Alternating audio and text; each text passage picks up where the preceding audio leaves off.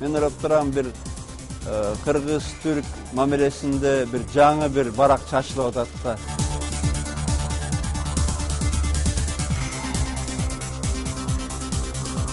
Bildiğiniz gibi bizlerin ata yurdu Kırgızistan'dır.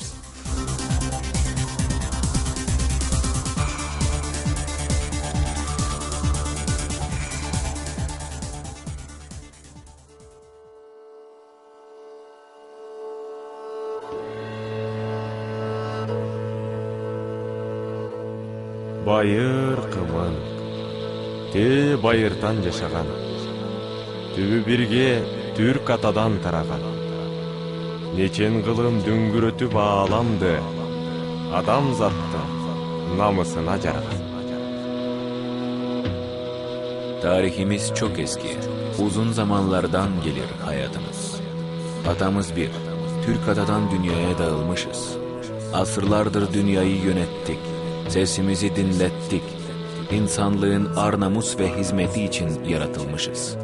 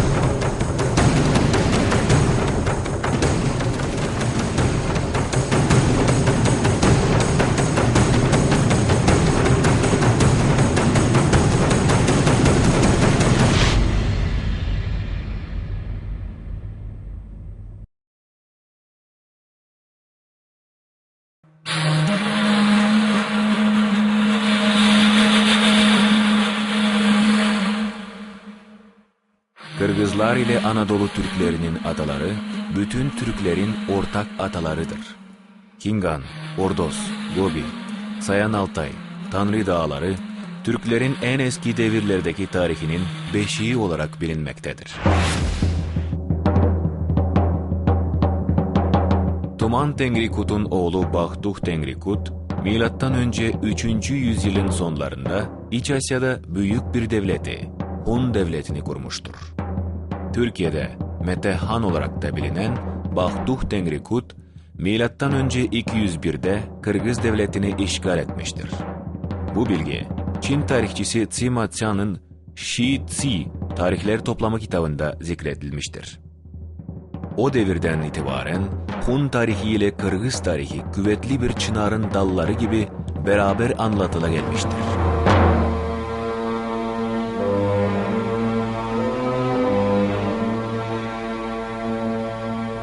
Hun devri, bütün Türk halklarının siyasi ve kültürel ortak kaynağıdır. Hun devri izlerine Oğuz Kağan ve Manas destanlarında da rastlamaktayız.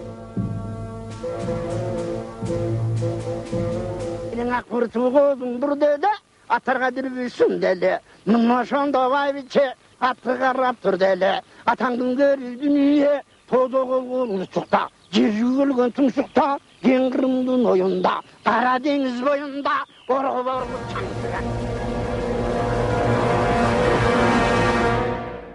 Hindistanlılar için Mahabharata destanı ne kadar kutsal ise, Oğuz Kağan ve Manas destanları da bizim milletimiz için o kadar yol gösterici, kutsal değerlere sahiptir.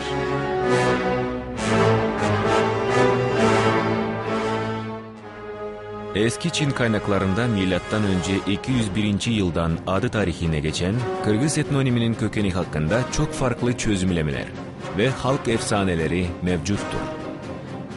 Ankara Üniversitesi öğretim üyesi Profesör Doktor Gülzura Cumakunova'nın fikrine göre Kırgız ve Oğuz etnonimleri kırk ve ok kelimelerine yakınlık bildiren toplu sayı iki izin eklenmesiyle meydana gelmiştir.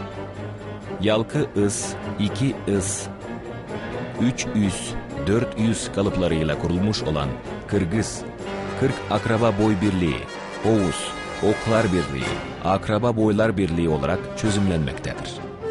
Etnonimin 40 Oğuz birleşmesinden veya kırda yaşayan Oğuzlar anlamından ileri geldiği öne sürülen varsayımları da vardır.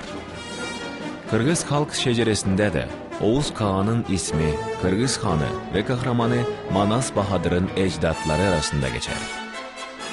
Eski Çin tarihçilerinden Ban Gu'nun Hou Han Shu adlı eserinde Kırgızlar M.Ö. 1. yüzyılın ortasında kısa süreli olsa da kendi devlet egemenliğini tekrar elde ettikleri belirtilmiştir.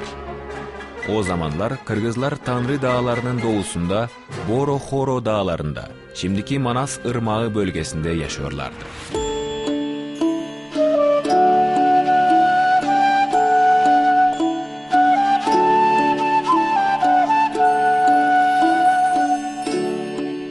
Kırgızlar o dönemde Doğu ile Batı'yı bağlayan uluslararası İpek yolu güzergahında olup, önemli geçiş yollarında ticaretle beraber Medeniyetler Köprüsü'nün kurulmasına da büyük katkı sağlamışlardır.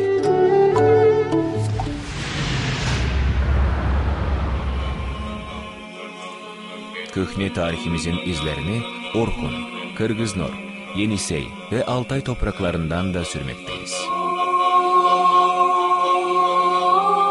Enesay, sendey jayqın özön bolbos. Enesay, sendey jarqın meken bolbos. Enesay, sendey kıyın azap bolbos. Enesay, sendey azap bolbos.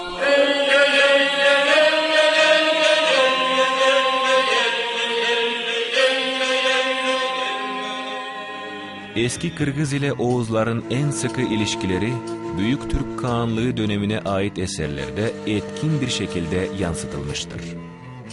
Büyük Türk Kağanlığı'nın kurucusu Bumun Kağan'ın soy ağaç şeceresi anlatılan eski bir efsanede Göktürklerin Börü Anadan türemiş kardeşlerinden biri olarak Kırgız'ın adı geçer. Demek Büyük Türk Kağanlığı'nın hükümdar sülalesi Yenisey Kırgız Kağanlığı hükümdarlar sülalesini öz kardeşlerinden saymışlar. 6. 9. yüzyıllardaki Türk Kağanlıkları ile Kırgız Kağanlığı'nın ortak değeri, şimdi Orhun Yenisey yazıtları adı ile bilinen eski Türk yazılarıdır. Bu yazı Kırgız Kağanlığı'nda 12. yüzyıla kadar kullanılmıştır. Bu yazılarda yalnızca Orhun hükümdarları Doğu Türk Kağanları değil, 7. yüzyıl sonlarından 711. yılın kışına kadar Yenisey Kırgız Devleti'nin yöneten Kırgız Kağanı Barspek de yüceltilmiş. Ona hitaben de ağıtlar yapılmıştır. 840'tan 925'e kadar hüküm süren ve Yenisey, Altay, Orhun, Doğu Tanrı Dağları topraklarına hükmeden Ulu Kırgız Devleti'nden günümüze kadar ulaşan önemli tarihi eser, Moğolistan'ın Sujin Davan bölgesinde dikilen taş yazıtıdır. Bu devri akademik Bartolt, Ulu Kırgız Devleti diye adlandırırken, çağdaşımız Sibiryalı ünlü arkeolog Hudakov, Yenisey Kırgızları şöhretinin göklere ulaştığı dönem olarak nitelendirmiştir. 9. 10. yüzyıllarda Türk halklarının büyük göçü başlamıştır. Oğuz boylarından Peçenekler ve onların peşine düşen Kıpçaklar, Dnepr, Tuna nehirlerinin kıyılarına kadar gitmişler. Diğer Oğuz boyları Orta Doğu, Kafkas ve Anadolu'nun doğusuna doğru asırlarca süren büyük göçlerine devam etmişlerdir.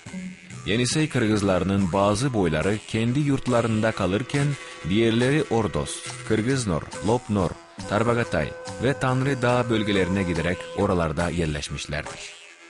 Oğuz boyları 9. yüzyıldan itibaren İslam dinini kabul etmeye başlamışlardır.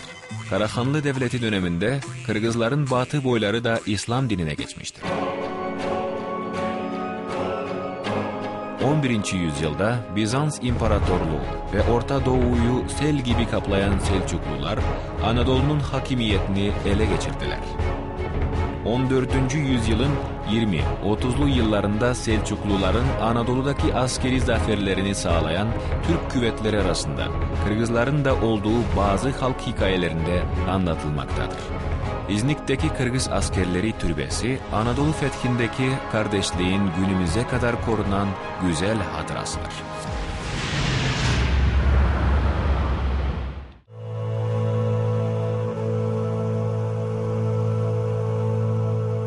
Yenişehir kapı dışında surlardan 250 metre ileride İznik Yenişehir asfaltının sağında Kırgız süvarilerinin türbesi yer almaktadır.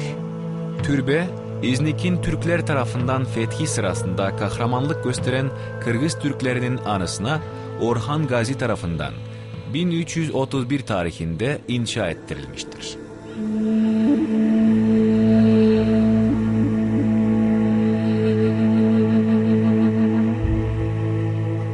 Babalardan baskan izi kalgan yer.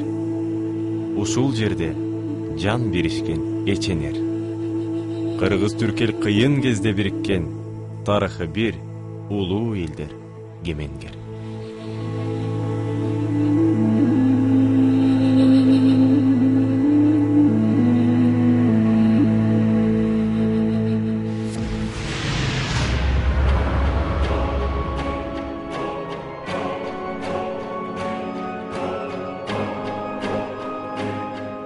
Osmanlı Devleti, Kırgızların da içinde bulunduğu tüm Doğu Türk halklarının batıdaki siyasi ve manevi dayanağı durumundaydı. İstanbul şehri, Kaşgarlı Mahmud, Ziyaddin Magzuni gibi Doğu alimlerinin eserlerini gözü gibi koruyup bugünlere ulaştırdı. Tanrı Dağları Kırgızlarının ve diğer boylarının Çin'e, Çarlık Rusya'ya ve Bolşevik rejimine karşı bağımsızlık eylemlerine Osmanlı İmparatorluğu her zaman destek vermiştir.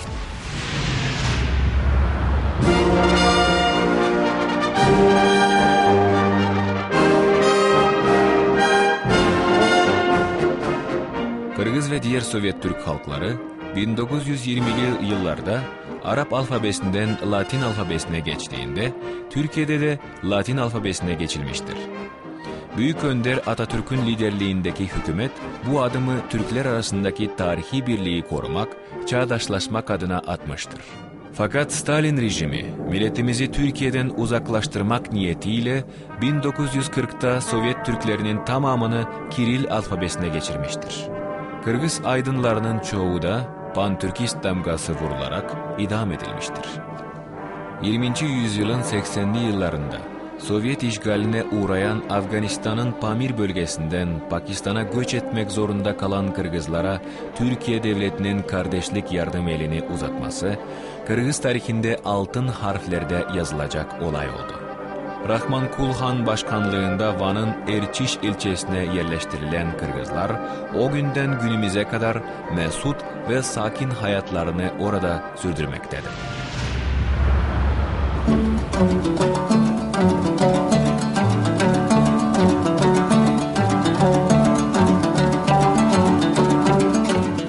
...1990 Kasım ayında Kırgız Sovyet Sosyalist Cumhuriyeti Orta Asya'da ilk olarak kendi adından Sovyet ve Sosyalist kelimelerini çıkarttı. Aynı yılın 14 aralığında Bağımsızlık Deklarasyonunu kabul etti. 31 Ağustos 1991'de Kırgızistan Orta Asya'da ilk olarak bağımsızlığını ilan etti. Aralık 1991'de Sovyetler Birliği resmi olarak dağıldıktan sonra Türkiye Kırgızistan'ın bağımsızlığını ilk tanıyan ülke oldu. Nisan 1992'de Türkiye ilk olarak Bişkek'te kendi büyükelçiliğini açtı. Aynı yıl Ekim'de de Kırgızistan Büyükelçiliği Ankara'da açıldı. günümüz Kırgızistan'ın eğitim başarılarında Türkiye desteği göz ardı edilmeyecek kadar büyüktür. Kırgızistan'da, Kırgızistan Türkiye Manas Üniversitesi dışında Uluslararası Alato Atatürk Üniversitesi ve ülke genelinde onlarca lise Kırgızistanlı öğrencilerinin eğitimini daha ileriye götürmek için görev yapmaktadır. Hükümetler arası anlaşmalar uyarınca, bağımsızlık yıllarında Türkiye'nin çeşitli üniversitelerinde Kırgız öğrencilerinin eğitim görmeleri için 3622 kontenjan ayrılmıştır. Günümüzde Kırgızistan'da 1700 öğrenci eğitimine Türkiye'de devam etmektedir. Bunun yanında 1500 civarında Türkiye'li öğrenci de Kırgızistan'ın değişik üniversitelerinde eğitim görmektedirler. Uluslararası Türk-Soy Teşkilatı da kültürel bağlamda ilişkileri sağlayan Türk Halkları UNESCO'su haline gelmiştir. Kardeş ülkeler arasındaki ekonomik ilişkiler bugüne kadar imzalanan 50'ye yakın anlaşma çerçevesinde sistemli bir şekilde gelişmektedir. Türkiye, Kırgızistan'a dışarıdan yapılan doğrudan yatırımlar sıralamasında 2. sıradadır. Kırgızistan'daki küçük ve orta ölçekli işletmelerin gelişmesinde Türkiye'nin katkısı büyüktür. Kırgızistan'da TİKA aracılığıyla 30 projeye ve pazarlama ekonomisinin altyapısına yönelik 324 girişime destek sağlanmıştır. Kırgızistan, Avrasya bölgesinde TİKA ile birlikte gerçekleştirilen faaliyetler sıralamasında 2. sıradadır.